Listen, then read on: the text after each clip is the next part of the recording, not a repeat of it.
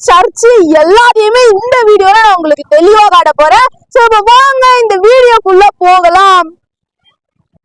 இப்ப நம்ம ராமேஸ்வரத்துல இருந்து தனுஷ்கோடிக்கு பஸ்ல போயிட்டு இருக்கோம். போற வழியில அப்படியே வெளியில பார்த்தோம்னா போட்ல மீனெல்லாம் புடிச்சிட்டு இருக்காங்க. இங்கே ஒரு பஸ் ஸ்டாப்பும் இருக்குங்க. நம்ம போற வழியில அங்கங்க பஸ் நிறுத்தி தான் போறாங்க. அங்கே நமக்கு தூரத்துல ஒரு சர்ச்சு தெரியுதுங்க. ஆனா இப்ப மூடி இருக்கு.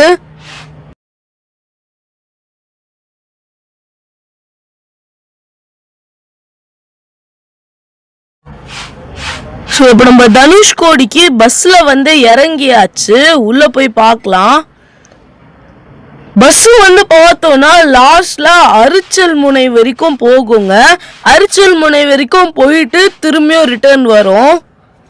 ஸோ இப்போ நம்ம சர்ச்சு கிட்ட வந்தாச்சு. எல்லாருமே நம்மள மாதிரி நிறைய டூரிஸ்ட் வந்திருக்காங்க. போட்டோ வீடியோ எல்லாம் எடுத்துட்டு இருக்காங்க. இப்போ நம்மளும் உள்ள போய் பார்க்கலாம். அங்க தூரத்துல ஏதோ ஒரு பறவை இருக்கு. இப்ப நம்ம ஜூம் பண்ணி பார்க்கலாம். அட மயிலுங்க, எவ்வளவு அழகா தலைய ஆட்டி ஆட்டி நடந்து போயிட்டு இருக்கு பாருங்க. பாக்குறதுக்கே கண்கொள்ளா காட்சியா இருக்கு.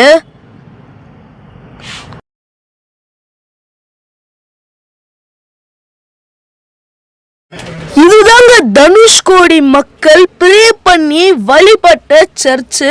1964 டிசம்பர் 22 யாருமே எதிர்பார்க்காத சமயத்துல அடிச்ச அந்த பெரிய புயல்னால வணிகத்திலேயே சிறந்த நகரமா இருந்த தனுஷ்கோடி அன்னைக்கு ராத்திரியா அழிஞ்சு போச்சு. அதுக்கப்புறமா கவர்மெண்ட் இங்க மக்கள் வாழ தகுதியற்ற இடம்னு மக்கள் யாருமே நைட் இங்க தங்க அலோவ் பண்ணல. இதுதாங்க இயற்கை. மனுஷங்க ஜெபித்த இடத்துல இப்ப நாய் படுத்து தூங்கிட்டு இருக்கு. எப்படி இருந்த சர்ச்சு எப்படி ஆயிடுச்சு பாருங்க. எப்படி இருந்திருக்கோம், மக்கள் எல்லாம் வாழ்ந்திருக்காங்க. ஒரு புயல்னால இப்படி மாறிடுச்சு. ஃபர்ஸ்ட் எல்லாம் உள்ள அலோவ் பண்ணிட்டு இருந்திருக்காங்க. இப்போ ரொம்ப சேதாரம் ஆயிடுச்சுன்னு உள்ள அலோவ் பண்ண மாட்டேங்கிறாங்க. உள்ள பார்த்தோன்னா நாய் எல்லாம் படுத்து தூங்கிட்டு இருக்கு. இப்ப நீங்க இந்த இடத்துக்கு சௌகரியமா வரணும்னா நீங்க 7:30 5:30 மணி வண்டியில ஏறி வந்தீங்கன்னா இந்த இடத்துக்கு நீங்க காலையில 5 மணிக்கு வந்துடுவீங்க. வந்த பிறகு 5 மணில இருந்து 6:30 மணி வரலாம் உங்களுக்கு எந்த விதமான வண்டி போக்குவரத்தும் கிடையாது. அதே மாதிரி நீங்க உங்களோட சொந்த வாகனத்துல வந்தீங்கனாலும் உங்களுக்கு அங்க 6 மணிக்கு மேலதான் அலோவ் பண்ணுவாங்க. 5 மணிக்குள்ள நீங்க அலோவ் பண்ண மாட்டாங்க. அதனால நீங்க ஃபேமிலியோட வந்தாலும் சரி, இல்ல இது மாதிரி நீங்க பஸ்ல பிடிச்சோ இல்ல ட்ரெயின்ல இருந்து வந்தோ வர மாதிரி இருந்தாலும் சரி, நீங்க 9 மணிக்கு அங்க எக்மோர்ல ஒரு ட்ரெயின் எடுப்பாங்க, ராமேஸ்வரம் வண்டி. அதுலயே இருந்தீங்கன்னா இங்க 6 மணிக்கு 6:15 வருவீங்க.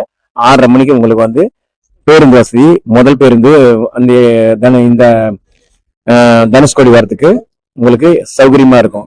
இல்லைன்னா நீங்க பேருந்து கிடைக்காமலும் அப்புறம் இந்த ஃபேமிலியோட வந்தீங்கன்னா அசௌகரியம் ஏற்படுற மாதிரி நடக்க வேண்டிய ஒரு சூழ்நிலை வரும். அதனால உங்க சொந்த வாகனத்திலயும் வந்தாலும் சரி, இல்ல பேருந்துலயோ ட்ரெயின்ல வந்தாலும் சரி, நீங்க இந்த டைமிங்கை ஃபாலோ பண்ணிட்டு அதுக்கேற்ற மாதிரி வந்தீங்கன்னா உங்களோட யாத்திரை இனிமையா இருக்கும்.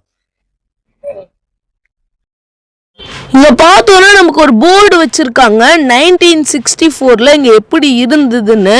இங்க நமக்கு ஹவுஸ் அண்ட் டெம்பிள்ஸ் இருக்கு, ஓல்டு சர்ச் இருக்கு, ராமர் டெம்பிள் இருக்கு. இந்த மாதிரி நிறைய இமேஜ் நம்மளால இங்க பார்க்க முடியுது.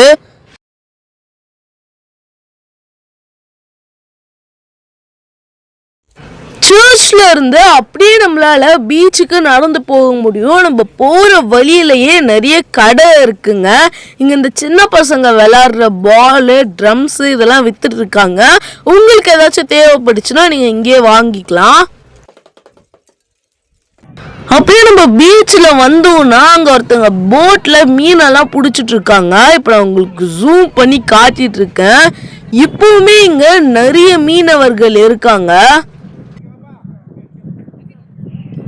இப்ப நம்ம நிக்கிற இடம் தாங்க சந்தோஷமா இல்ல இந்தியன் ஓஷன். பின்னாடி தண்ணி நல்லா அலை மாதிரி ஃபாஸ்டா அடிச்சுட்டு இருக்கு. அந்த பக்கம் பே ஆஃப் பெங்கால் இருக்கு.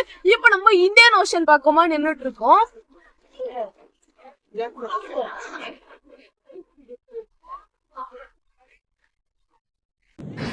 இப்போ நீங்க பாக்குற இந்த கடல் தாங்க ஒரே ராத்திரியில கிட்டத்தட்ட 2000 பேரை காவு வாங்கியிருக்கு.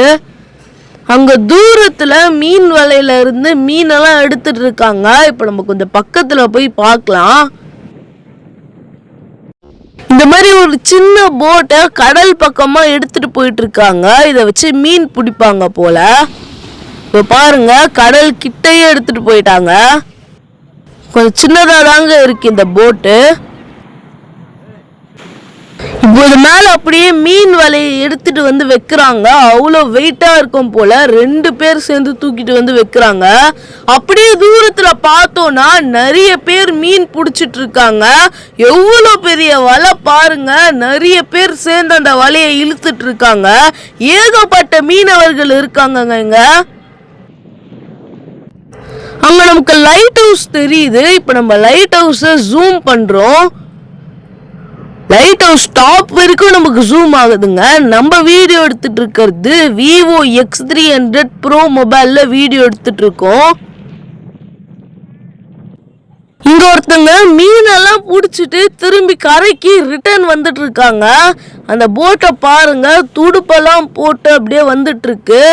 அப்படியே கரை கிட்ட வந்த உடனே ஒருத்தர் இறங்கி அப்படியே முன்னாடி போய் பேலன்ஸ் பண்ணி பிடிச்சிட்டாருங்க.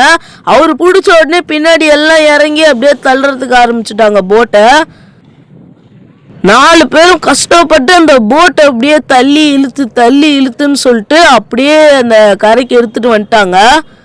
ஸோ இப்போ நம்ம பக்கத்தில் போயிட்டு பார்க்கலாம், மீனெல்லாம் பிடிச்சிருக்காங்களா, என்னென்ன மீன் பிடிச்சிருக்காங்க அதெல்லாம் நம்ம பக்கத்தில் போயிட்டு பார்க்கலாம்.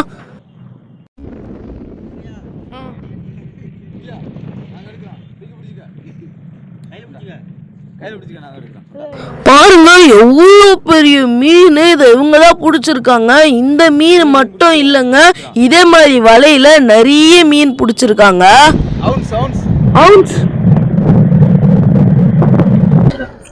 நம்ம உள்ள போயிட்டு சர்ச்சை பார்த்துட்டு வந்தாச்சு. நாங்க உங்களுக்கு எல்லாமே தெளிவா காட்டி இருப்போம்.